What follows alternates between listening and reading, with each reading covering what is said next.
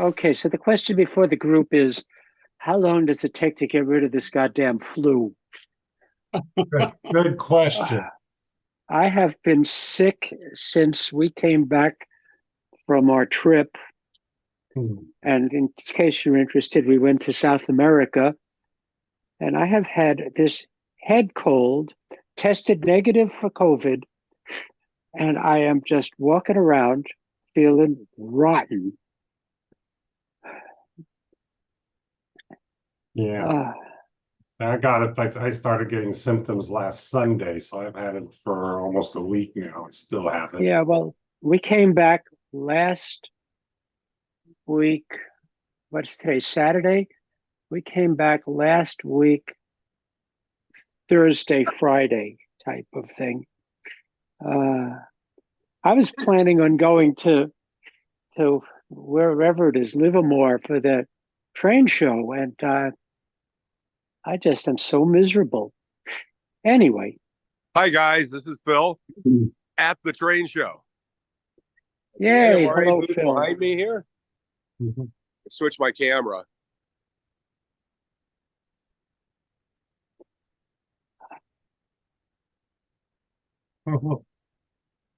I figured I'd just join you guys this morning from here and kick it off. I doubt how we have very many folks on. We got 5 besides you. Yeah, I saw you and Jesse, so Yeah. Well, you got a bunch of sickies on the line. yep. Yeah, yeah, So like I anyway, said, Phil, I'm sorry. Uh, but I've still got whatever the hell it is, flu. but anyway, this is Uh, so the dog likes to sniff my leg because I've got my dog smell on it. Mhm. So yeah, so this is basically if you want to come out, let me know. I have a pass for you. You can come spend a little while in the NMRA booth and get in for free. Mhm. Yeah, wish So, I could. Uh, I mean, it's, there's basically half the room is modules. So there's, the you know,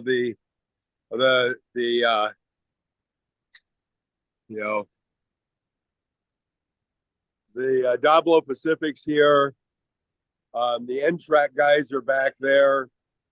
This is S-Scale here and Lionel. The Baz boys are finishing up their setup. They're fighting it. It's a battle. It's so small they can't even see it anymore. The ON30 layout. And the NMRA booth is back in the corner here.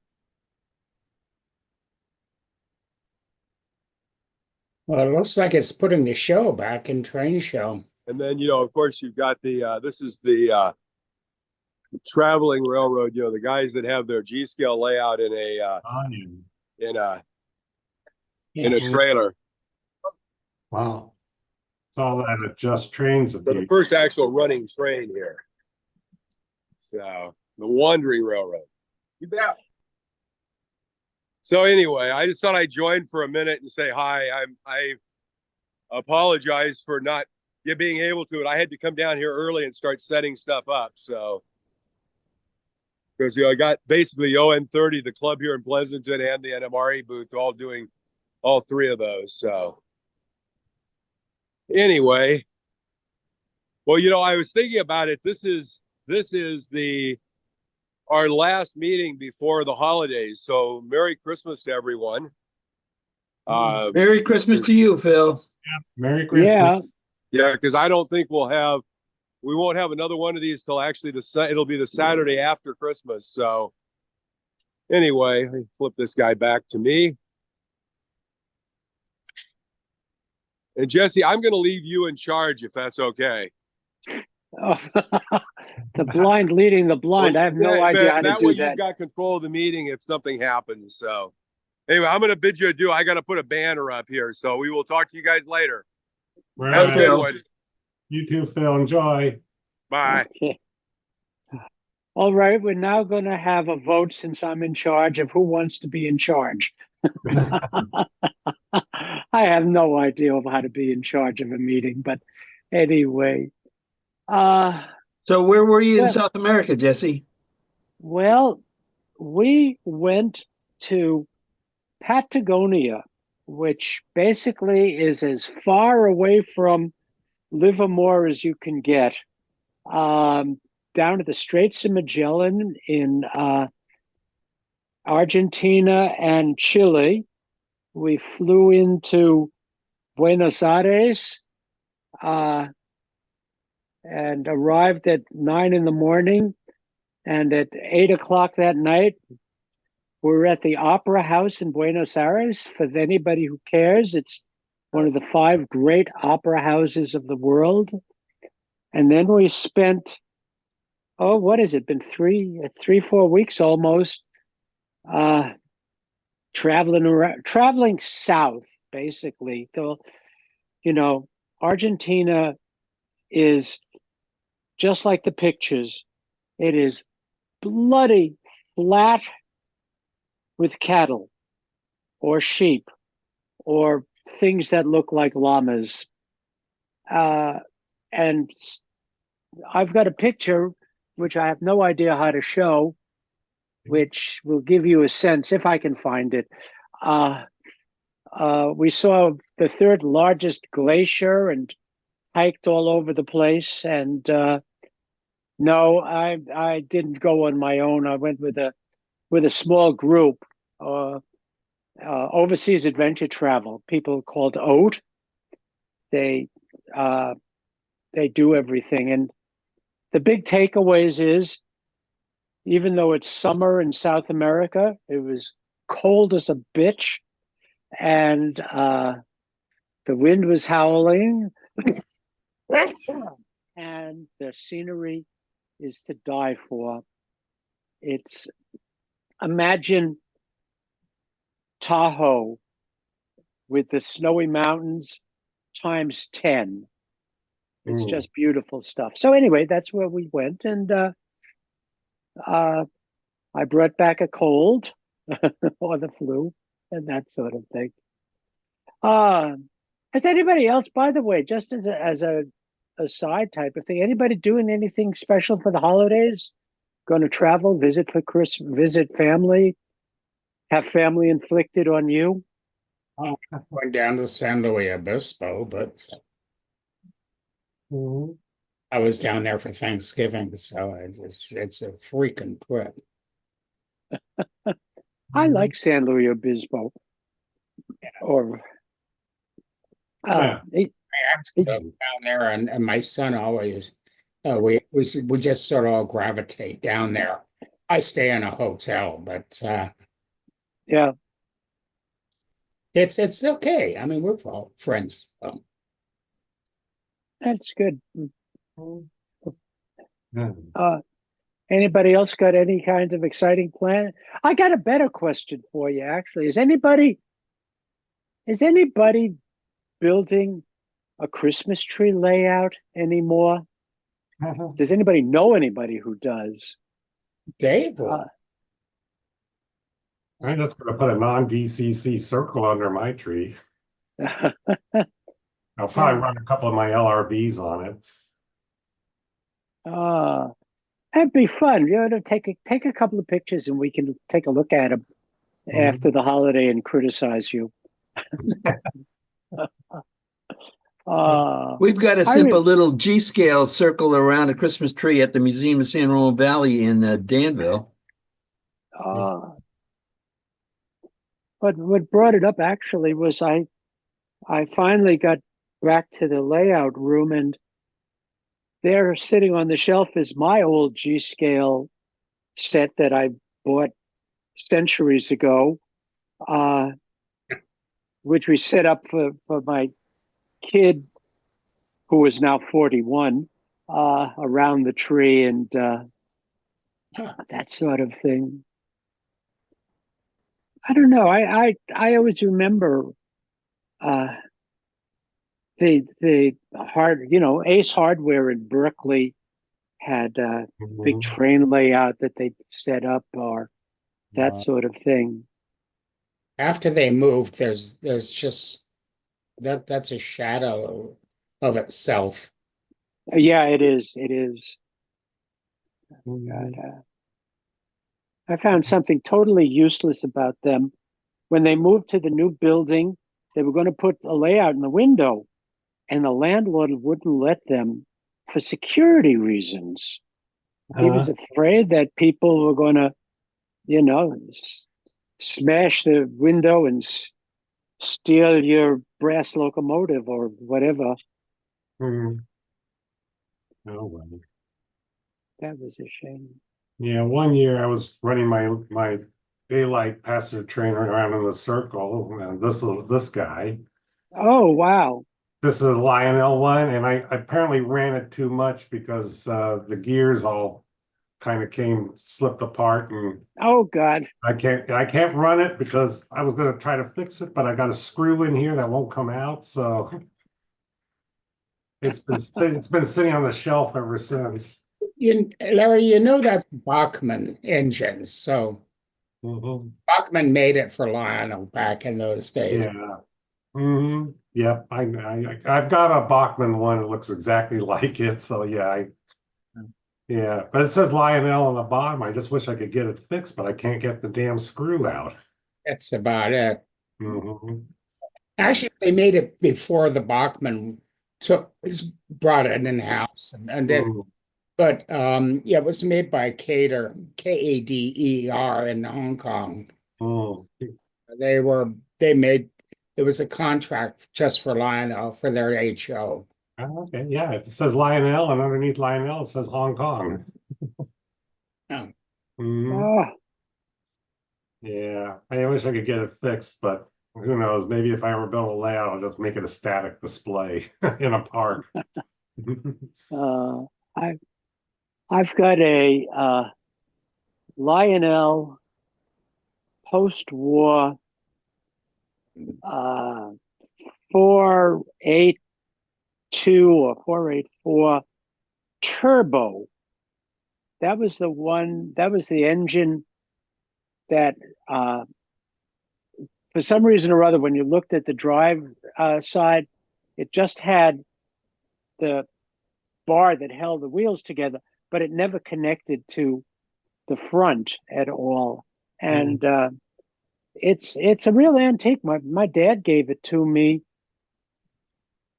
I'm going to guess on my 5th birthday or something like that. And it has been that and a whole bunch of other things. And for a number of years, when he was still alive, every Christmas I would get one more car, and he bought it at someplace that was supposedly legendary, like in Manhattan, something hardware store or something like that. But that sits. The reason I brought it up is that sits as a sort of static display in the way. Yeah, there you go. On the. I actually have a gondola that was made for Lionel, stamped Lionel on the bottom. And it was part of a set that HO set that I somehow got when I was 12 years old. So that goes back to 1956, and it's still on my layout. I just that's a memento. That's great. Yeah. I was up in Crockett at their scale, whatever it is, Lionel size layout there, and I saw something which used to be in a box, and I have no idea where it is now. Do you remember the little milk car that came up and it went to the platform, and then you pressed a button and it threw these little milk cans all over the place? Yeah. Those. Oh. Back when I was 6 years old and we first emigrated to the U.S., my father, for the Christmas in 1949, bought me a used Lionel, and it was just a simple 240 something and a couple of freight cars, and we had that around the tree at the house of where we were staying, and that was my introduction to American model railroading. Ah, I had we had an oval of track with streamlined something at the house in 1949 in south of London at New Addington, and to power it, my father had to take the 12-volt battery out of the car, bring it in the house. oh, Mhm. wow. That was my first train. That was your first trip. You know, when I was growing up, we used to make a pilgrimage down to Lower Manhattan, and I went to the Lionel showroom. Mhm. For the life of me, I have no idea where it was, but I know it was like one of the low number streets. And you got in a freight elevator and rattled up to the second floor, and there was the showroom, the Lionel showroom in Manhattan. Had this enormous layout, and around the walls, it had, I guess, their new trains or whatever it was. And one of the things when you walked in, they gave you a catalog. They Yeah. gave you one of the Lionel Mhm. catalogs, and then up the block. And I remember this distinctly. It was right on the corner of Fifth Avenue and God knows what the other street is. It was a triangular corner. Was the American Flyer showroom, Mhm. and I it was the first time I had ever seen uh, real trains in a layout. You know, they had a real layout, not just trains running in a circle with a couple of lifelike plastic buildings, but this. I remember there was I an don't oil refinery. I remember the tank cars, and they were up high, and it just so amazed me. Look at that. They had all the same, and they were tank cars. think Oh, Mhm. it was in the early 50s. I can tell from your accent that you are a New Yorker. Oh, yeah? What's it to you? Huh? Huh? Who are you talking to? Well, I don't know. I've only been here, what, Oh, 50 or 60 years? Mhm. uh, Uh, 80. Oh no, 75 the West Coast. So, yeah, but anyway. December of 1949, we landed in LA off Oh, that's cool. off a train, by the way, all the way from Boston. 1949. Yeah. You know, there was a terrible winter in New York, and my father sent myself and my mom to Los Angeles to be with her sister from New York to Los Angeles by train. And the only two things I remember about this, and I was 5 years old, maybe six. The only two things I remember about that was I had a teddy bear that was as big as I was, and Hmm. I clutched that the entire trip. And we had a single sleeper. You know, they were sleeping. They were beds with a curtain in front of them, and they were two up or something like down. And I must have ridden forever from New York to Los Angeles in those Mhm. days, 3 days. 3 days. easily. Well, I remember the trip from the part of the trip from LaSalle Street Station somehow is imprinted in my memory, and the Streamliner, and I think it was actually the Rock Island SP Golden State. Um, all I remember is this big silver engine, And That's a good memory. Mhm. oh, but then the other part of the memory is going through the desert, and we had a small compartment and a streamlined car, and had my face at the window the whole time I could spend in the desert waiting for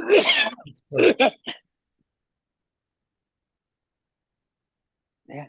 looking for the Indians to attack. Oh, And then in the nighttime, getting off the train in Los Angeles and being met by people, and that was just it. And I got to replicate a bit of that in 2018. Rode down from San Francisco, well, from Oakland to LA Union in a friend's private car. Getting off this uh, olive colored, because it was an ex-Santa Fe business car um, thing in the middle of the night in LA Union. And it was just sort of a bring back memories. uh, has anybody else taken some real memorable train trips, either recently or in the past? Recently and in the past. In the far past, I actually I was in some of the first trips into Romania on what was the Orient Express originally. Really? It was right after the revolution. It was a quite exciting trip for business, but I got sick as a dog after it too. But they bribed me with 3 weeks, basically a 3-week paid vacation in Amsterdam, so it was worth it. I have one memory, actually, it's from this Thanksgiving, which is real interesting. In Santa Margarita, which is just before the siesta break, we're down to San Luis Yeah. Obispo. There is a thing called Santa Margarita Ranch, and they have a 3-foot narrow gauge circle loop that at Christmas is like Niles Canyon. They do all the lights and everything else. But it's very interesting because the cars were the original Disneyland passenger cars Mm. that they have. And I don't know about the engine, whether that came from Disneyland either. But they're 3-foot gauge, and they're running this Christmas show, and it was just sort of an interesting thing. And it was at night, so all of the lights. Oh, wow. It must have Mm. been beautiful. It was. My son has beautiful pictures of it. Um, but they're on his Facebook, and most of us don't. Are a little leery about Facebook. Yeah, I actually saw mine. I was in LA the second year that Disneyland was open, Hmm. and we rode the train around. And for the life of me, I know I rode the train, but I think I've got the pass or something like that, and I can't remember. I'm so sad about that now.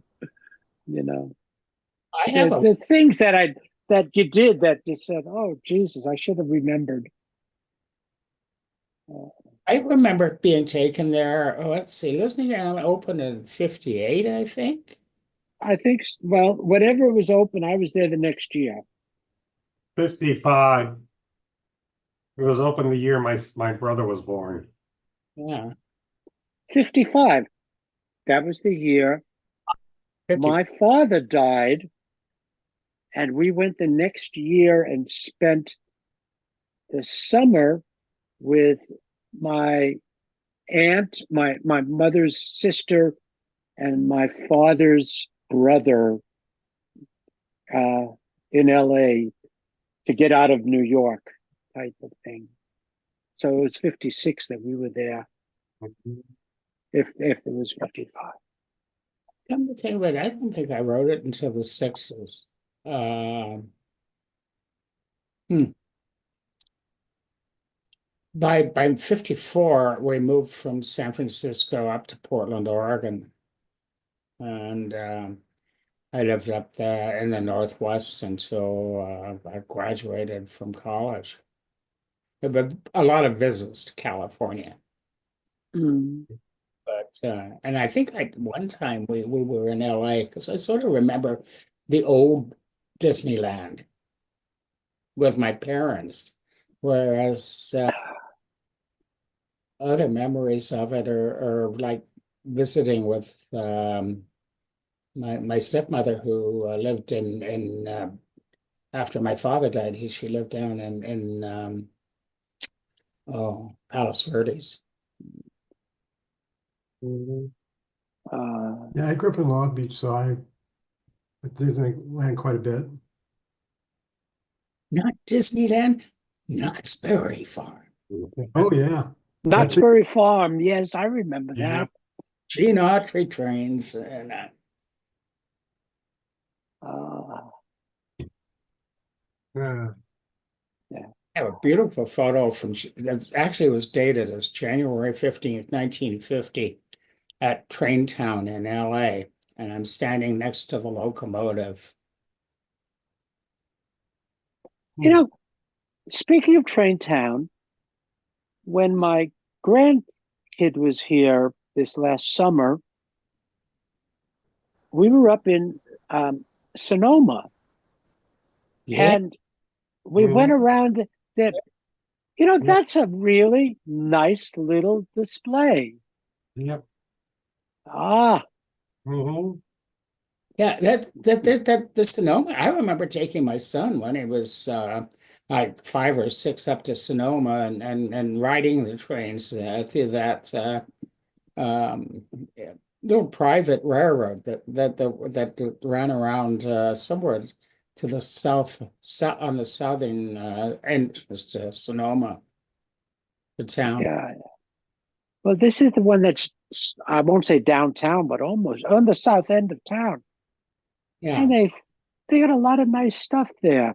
It sort of reminded me of Yeah, he's still run. They're still running it. There's some association that runs it after the owner, I think, died. And well, the park is still open, and it's very cool.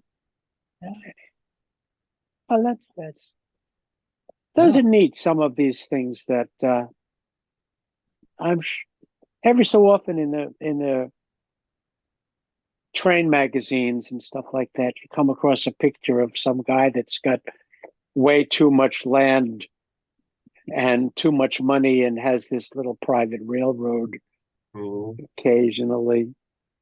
I'm seeing the HO people with too much money, and they have these huge barns that are like unreal. And then there's Rod Stewart. And then there's Rod And Stewart. Rod Stewart. Yeah, Rod My Stewart. God, did you see the picture of the space that he moved into?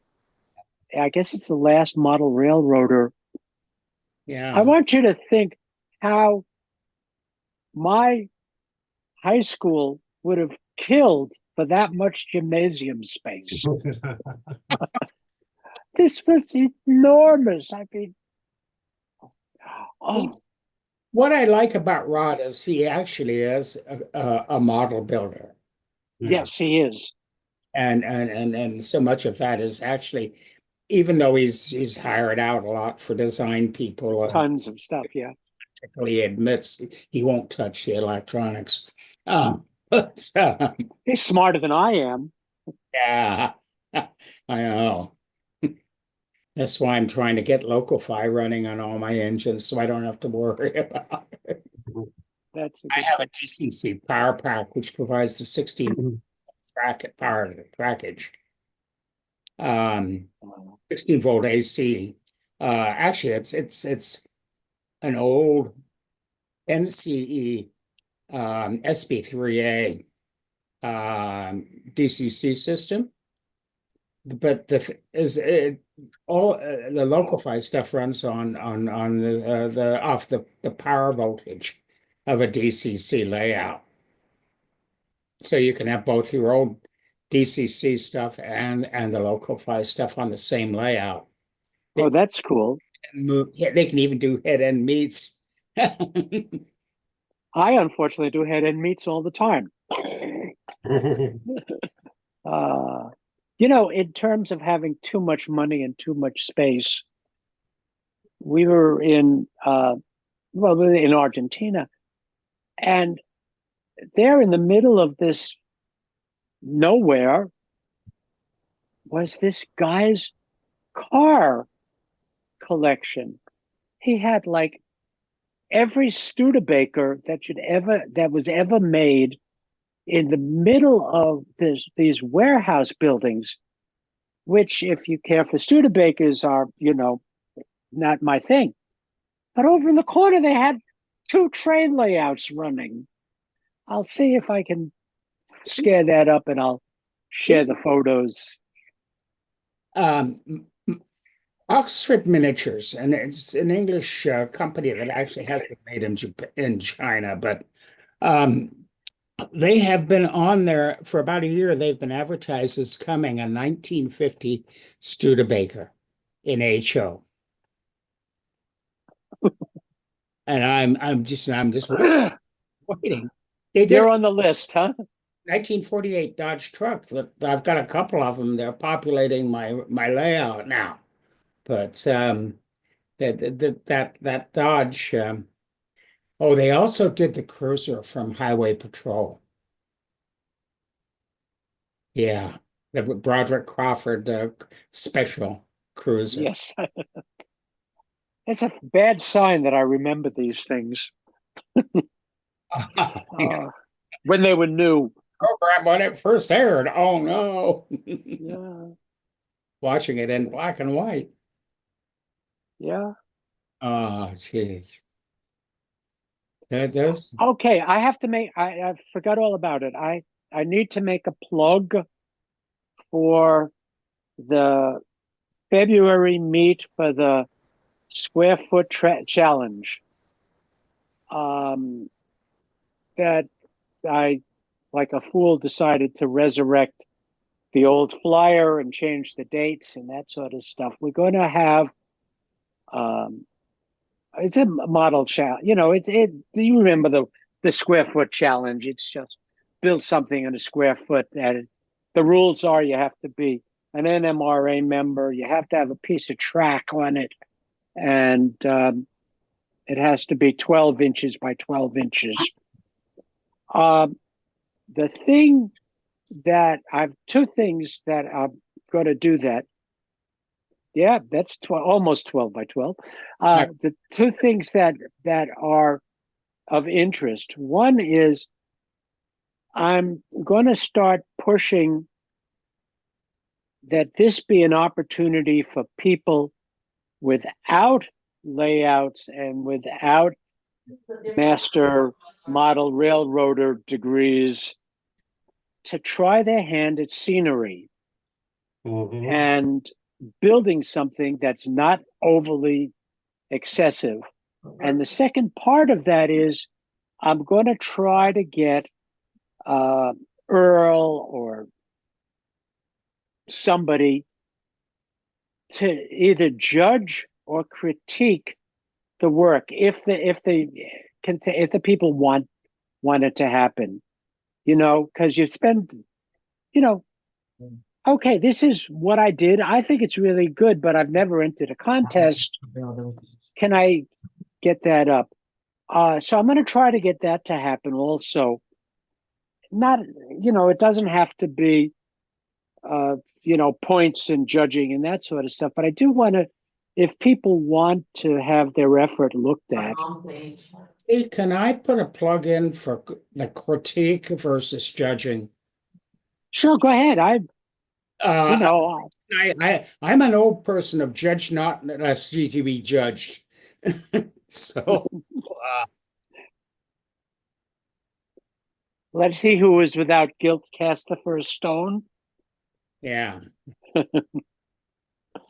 Anyway, as far as model railroading, I avoid contests. So well, like I say, I was thinking about it because at this moment in time, by the way, I think I'm the entire field of people that are going to submit something.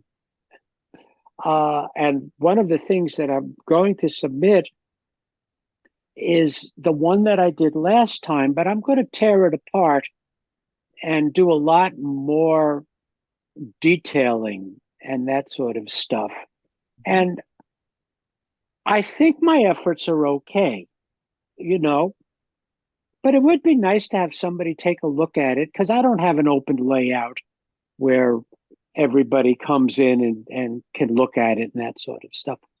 And I'm just curious, you know, what would make the effort better? Or, you know, because I'm never going to get enough achievement points to be a master model, whoever. Can I make one thing? If you're looking for the mounting board, you can go to Home Depot. And they sell these 2x4 or whatever, it's 2x2 panels of foam, purple foam. Yeah, Cut that into a 1 foot by 1 foot, or if you're going to do 6 inches by 18 or whatever. excuse me. It makes the base. Yes, And that's the hardest thing to get people started is the base. that is exactly what I did last time. I had a piece of this, oh, I don't know, what is that, 4 inches maybe, or something like that. And the nice part about the foam was I could cut a depression and I put a river in it or something like that, or a stream. But I totally agree with you that that's, you know, Well, this stuff is that I would get is 1 inch thick. In fact, I'm looking at a panel of it right now, and it's purple color. But you can take 2 pieces of it, and with carpenter's glue, you can put the 1 piece in the square foot, and then the second piece you cut out and do the lead foam. topography for the bridge or something like that. Yeah, I don't know.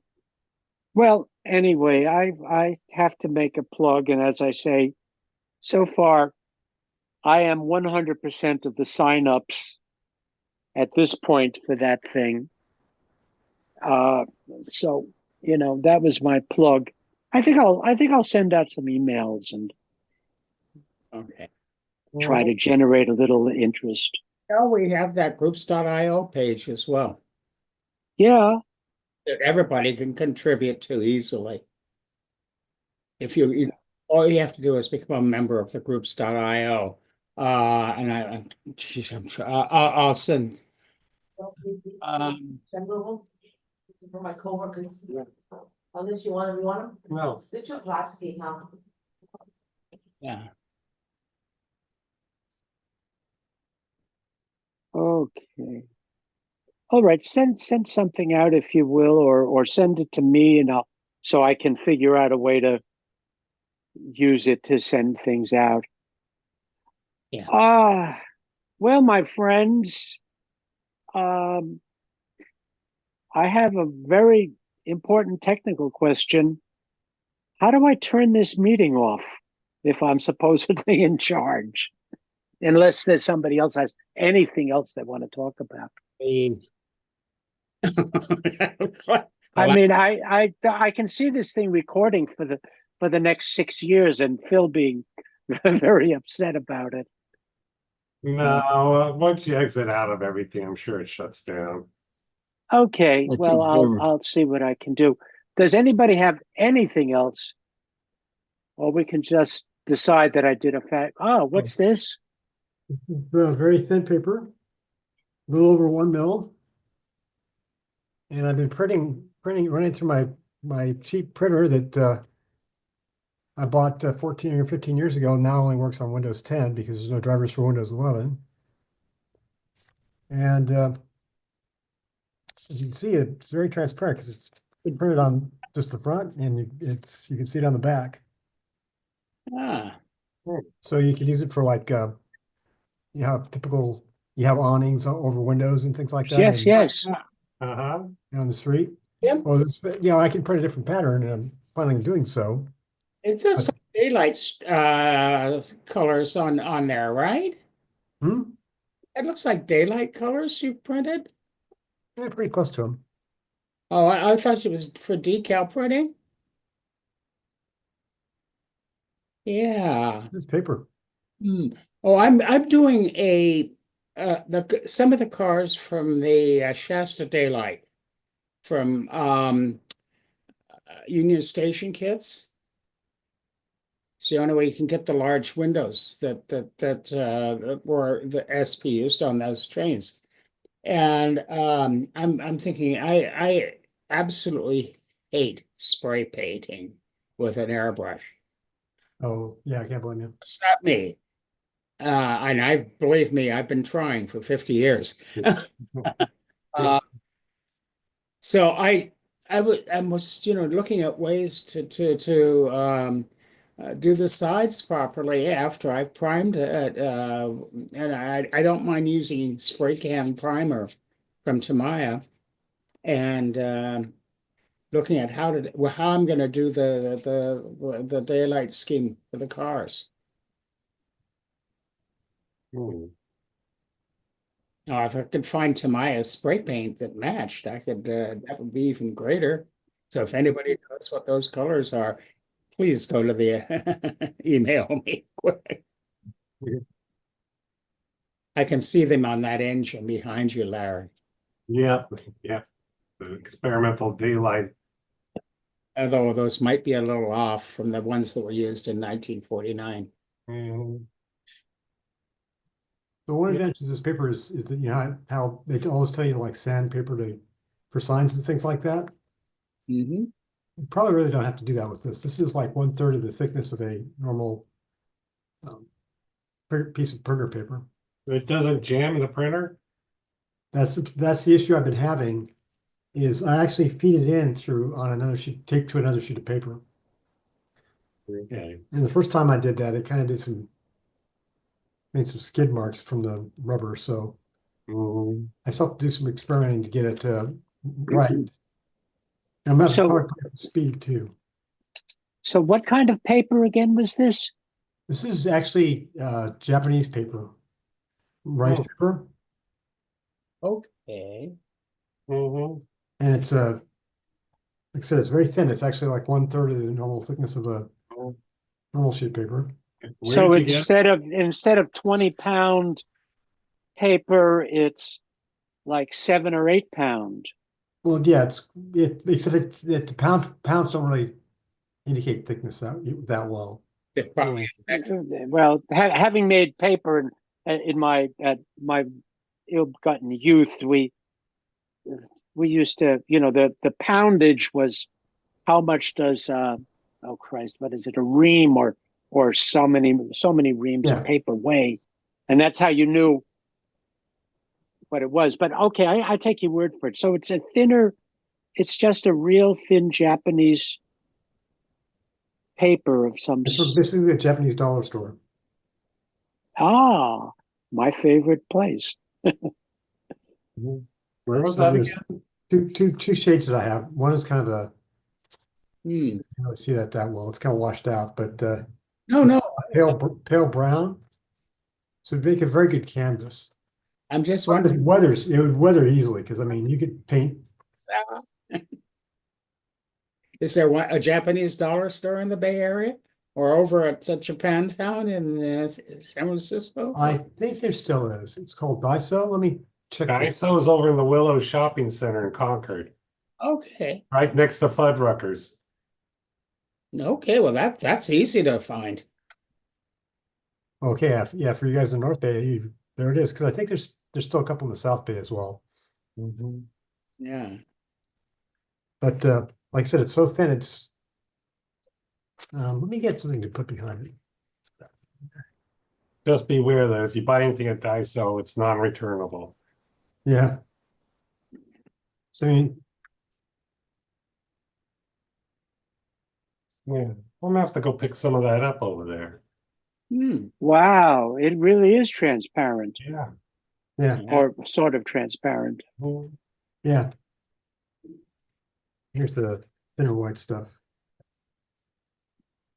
Thank you, Jim. Yeah. I'm gonna have to go look at it when next time I go over there. And also, if you need some brushes for cleaning up, get one of their big cheap painting brushes. I'll bring you a sample. Give you a sec. Yeah, they got a lot of neat things over there at Daiso.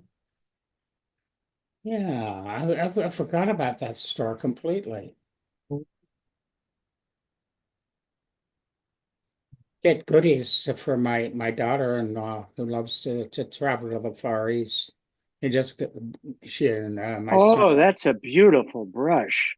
Yes, it's a great dusting brush. Yeah. I know the Daiso in Walnut Creek doesn't carry it because I've been looking at them, just looking for it. And they don't have it. Is there a Daisio in Walnut Creek? I didn't even know. I'll have to check because I've checked local Daisos for a long time. Because actually, I go to a Chinese store. It's called Soyoto. Yeah. And it's basically near the San Jose airport. Okay. That's a little far for me. Yeah. And for you guys in San Ramon and things like that, it doesn't make much sense. Mm. Oh, but first comes to worst, I mean, I can also like put some paper in envelopes and send them to people. But the problem is you have to figure out how to print it.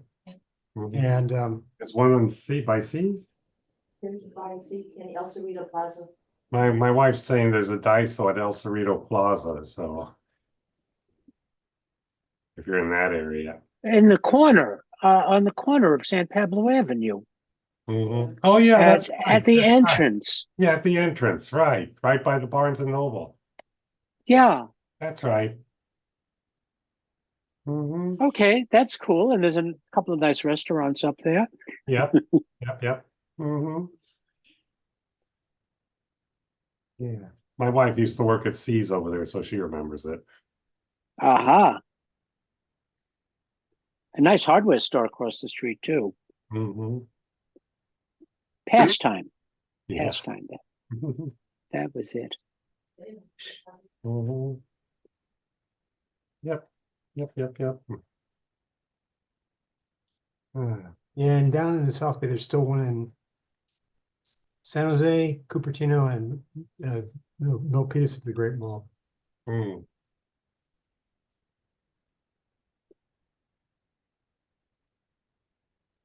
Yeah, whenever we go to dinner at Fuddruckers, the first place we go is Daiso. Yeah, so look around. Yeah, look around because they usually have some painting stuff, but it is hit or miss. Yep. And Sounds like most of my modeling efforts. yeah.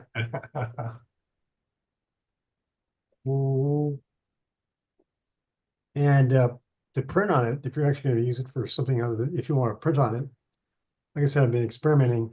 You need an inkjet printer that has a fairly straight path. So you need one that has like the back optional feed. Because you definitely don't want to bend this tape and paper monstrosity really tied around a drum or anything like that. Right. Oh, that'd be a pain in the butt to clean. Yeah, and if it fails in any way, you have this big mess of tape and stuff in your printer too. So that would not be good. Yeah, rear feed is probably the best. It just goes straight through without running around any rollers or anything. Yeah. Because even then, like I said, the top of the paper had some skid marks on it. When I sent it through the first time, it didn't quite catch hard enough or something. I just happen to think of it, the microscale makes daylight striping sheets. That may be the way I get out of painting. Mhm. Thing is, I Uh, finally got off my button and got some decent printer paper for my printer. In the past, I'd used um, the Hewlett Packard and Epson matte photo paper, and I wasn't that impressed with it for printing. Its print quality, but the Canon matte paper is awesome.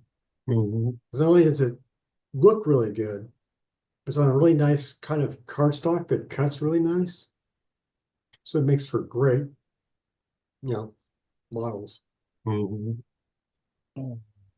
So Yeah, I just switched over from Epson printers because they don't last very long. They leave a mess on your printouts and all that. I switched over to Canon. I'm happy with my Canon printers. yeah, now I bought a second Canon printer, which is called the TG something or other. It's got this big long, I don't know. look on it, but it's actually what they're called their craft printer. Hmm. And it's not that much bigger than my old Canon printer, which is just a straight inkjet, but it'll print 11 by 17. Oh. Mhm. That's very cool. Yeah, it's basically right next to me right here on the desk. It's not that big, bigger than a regular printer. Mhm. And it has a scanner with it too, which is nice. But Mine, Now I just actually, reminded we bought a new printer, um, oh, in the last year.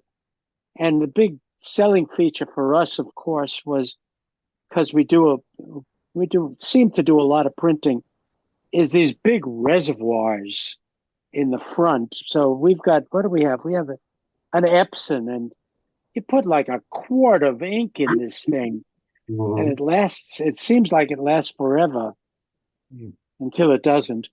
Mhm.